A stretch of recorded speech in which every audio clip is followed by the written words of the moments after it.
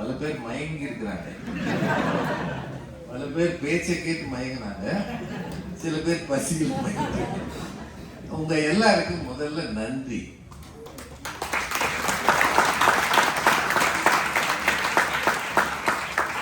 இது ஒரு நமக்கு தெரிஞ்ச விஷயம்தான், ரொம்ப புதுசா எதை கம்பராமா எடுத்து பேசல, அன்றாட வாழ்க்கையில நடக்கிறதா. அதை 2 அணிகளா பிரிந்து ஒரு 10 பேர் பேசுறத கேட்பதற்கு மனம் உவந்து கேட்ஸ் அழைக்கிறதுன்னு வந்தீங்க பாருங்க, அதற்கே உங்களுக்கு நன்றி, பாராட்டு. வந்தமா வாசல் பக்கம் போயிடுவோம்னு இல்லாம நீண்ட நேரம் 5:30 இருந்துன்னா இப்போ 6, 9, 3:45 மணி நேரம் ஆயிடுச்சு. 3:45 மணி நேரம் கேட்டுக்கிறீங்க, இன்னும் போகாம வேற இருக்கீங்க. ஒரு சில விஷயங்கள் மட்டும் சொல்லிடுறேன். பாரதி மேடம் ரொம்ப முழுமையா தொகுத்து சொல்லிட்டாங்க. இது உலகத்துக்கு அச்சுறுத்தல், சமூகத்துக்கு அச்சுறுத்தல், அப்படின்னா குடும்பத்துக்கு அச்சுறுத்தல் சொல்லிட்டாங்க. நான் இந்த அணியில சொன்ன 1-2 செய்திகளை நம்ம தவிர்க்க முடியாது. முதல்ல, டெக்னாலஜி அப்படின்றது வராத காலத்துல மனிதன் எப்படி இருந்திருக்கான். இப்போ இந்த ஷேவிங் பிளேட் கூட ஒரு டெக்னாலஜி தானே இல்லைங்களா? ஒருவேளை அது இல்லாமல் இருந்து நம்ம எல்லாம் இங்க இருந்திருந்தோம்னு வைக்க, சும்மா ஒரு கோவிட் காலத்துல இருந்தோம்ல, we were afraid of going to the salon. அதானங்க உண்மை, அப்படித்தானே இருந்திருப்போம் இல்லையா? நான் சொல்றதெல்லாம் நீங்க யோசிச்சு பாருங்க. நெருப்பு ஒரு சயின்ஸ்ல இருந்து வந்து கிடைத்தது, தானா காற்றுல பற்றி காற்றுல எரிஞ்சது. அதுல ஏதோ அகஸ்து மாசம் 2 விலங்கு போய் மாட்டி இருக்கு. அது வரைக்கும் பச்சை மாமிசத்தையோ பழங்களையோ சாப்பிட்ட மனிதன் இந்த சூட்டுல வெந்த அந்த கறியை எடுத்து தின்னு பார்த்திருக்கான், சுவை இருந்திருக்கு. அப்போ சமைக்க ஆரம்பிச்சிருக்காங்க இல்லைங்களா சார்? விவசாயமே ஒரு டெக்னாலஜி தான் சார். வேளாண்மைன்றது மனிதன் கண்டுபிடித்த ஒரு ஆச்சரியமான விஷயம். இதை எடுத்து பத்திரம் பண்ணி இதை திரும்ப ஊன்றினால் இதிலிருந்து முளைத்து வரும் என்று யோசிக்கும் போதுதான் மனிதனுக்கு வேளாண்மை என்கிற அறிவு வந்திருக்கிறது. இல்லாட்டி வேளாண்மைன்றதே இருந்திருக்காது. இப்ப நாம கருவிகளை கையில வச்சுட்டு பேசிக்கிட்டு இருக்கிறோம். சக்கரம் தான் முக்கியமான டெக்னாலஜி.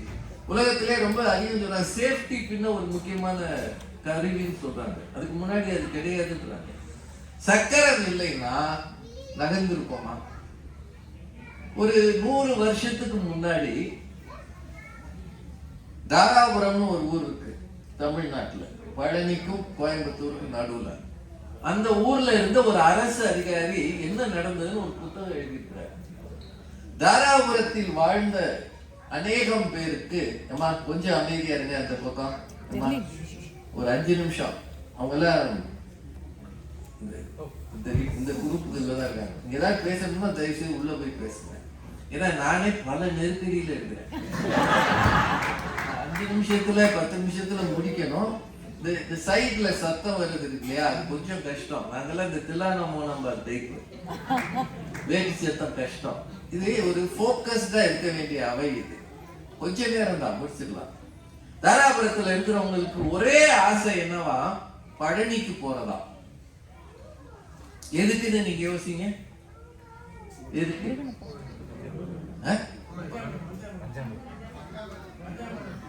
அது சாப்பிடுறாரு, முருகனை தரிசனம் பண்றதுன்னு நீங்க நினைப்பீங்க. ஆனா அவர் எழுதுறாரு, அங்கதான் ரயில் வருமா பழனிக்கு. இன்னைக்கும் தாராபுரத்துக்கு ரயில் கிடையாது.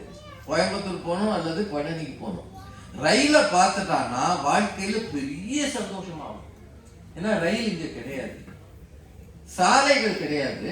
குதிரை வண்டியை பிடிச்சு கஷ்டப்பட்டு காசு சேர்த்து போனான்னா, ரயில பார்த்துட்டானா அவனை எல்லாரும் ரயில பார்த்துட்டியா, பெரிய ஆள்ரா இவன்.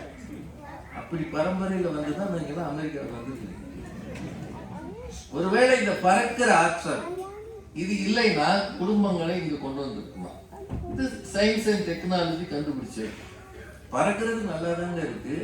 நடுவானத்துல குதிக்கும் போது, டர்புலன்ஸ் வரும்போது இல்லாத டாலர்லாம் எடுத்து ஒத்திக்கிறாங்க. அந்த டாலரை வாங்குறதுக்கு இந்த டாலர் எதுக்குடா அப்படின்னா இது டெக்னாலஜியில பிரச்சனைகள் இருக்கு. இப்ப நாம ஒட்டுமொத்தமா பெருசா பார்த்தோம்னா மேடம் ஒன்று நல்லா சொன்னாங்க, இன்ஸ்டன்ட் கிராட்டிபிகேஷன் அப்படின்றது இன்னைக்குதான் அதிகமா இருக்கு அப்படின்னா. ஆனா சில நேரங்கள் அது தேவையாகவும் இருக்குது. சென்னையில சாதாரண துப்புரவு தொழிலாளி பத்மான்னு ஒரு பேர். ஆமாங்க, நீங்க பார்த்துருப்பீங்க, பத்மாவதின்னு அவங்க பேரு. சின்ன ஒரு சாதாரண லேடி. காலையில குப்பை கூட்டுறவங்க ஒரு சின்ன பார்சல்ல 45 பவுன் நகை இருந்தது. எவ்வளவு? 45. இன்னைக்கு கணக்குக்கு போட்டா ஒரு 60 லட்சம் ரூபாய். ஏன்னா 1.25 லட்சம் ரூபாய்க்கு மேல போயிடுச்சு. 60 லட்சம் ரூபாய் நகையை எடுத்துட்டு போய் அந்த அம்மா நினைச்சிருந்தா என்ன சம்பளம் வாங்கும்? 10,000 ரூபாய் வாங்குமா மாசத்துக்கு? சென்னையில் அதெல்லாம் ஒண்ணுமே கிடையாது. 60 லட்சம் ரூபாய் நகையை எடுத்துட்டு போய் உரிமையாளர்கிட்ட முறையா ஒப்படைச்சு இன்னைக்கு அந்த அம்மாவை பாராட்டாதவங்களே கிடையாது. முதலமைச்சர் இருந்து சூப்பர் ஸ்டார் ரஜினிகாந்த் அவங்களை கூப்பிட்டு வீட்டுல கட்டி அணைச்சு ஒரு போட்டோ கொடுத்து அதோட அவர் ஒரு தங்க சங்கிலி வேற பரிசு கொடுத்துருக்காரு. இப்போ நாம செய்யறது ஒரு சின்ன வேலைன்னு நம்ம நினைக்கிறோம். அத உலகம் பாராட்டும் போது ஒரு மகிழ்வு வருதா இல்லையா? இருக்கா இல்லையாங்க? என்னங்க உண்மையா இல்லையா? உங்க தலைமுறையில பேப்பர்ல பேர் வர்றது மகிழ்ச்சி தானுங்க. இப்ப நான் SSLC படிக்கும்போது தினத்தந்தியில இருந்து அப்போ தமிழ்நாட்டில் முதல் மாணவனுக்கு 1000 ரூபாய்னு போட்டாங்க அந்த காலத்துல. எங்க அப்பாவுக்கு ஒரே ஆசை, நான் அதை வாங்கணும். நான் வாங்கலைன்னு ஒரு மாசம் என்னை பார்க்கும் போதுதான் திட்டுவாரு, இதெல்லாம் எதுடா படிச்சது? நான் ஒரு சின்ன கிராமத்துல இருந்து வந்திருக்கேன், எனக்கு எப்படி தினத்தந்தி பரிசு தரும்ன்றது தெரியாது. அவருக்கு என்னன்னா 1000 ரூபாயும் கிடைக்கும், பேப்பர்ல போட்டோ வரும், குடும்ப படம் வரும்.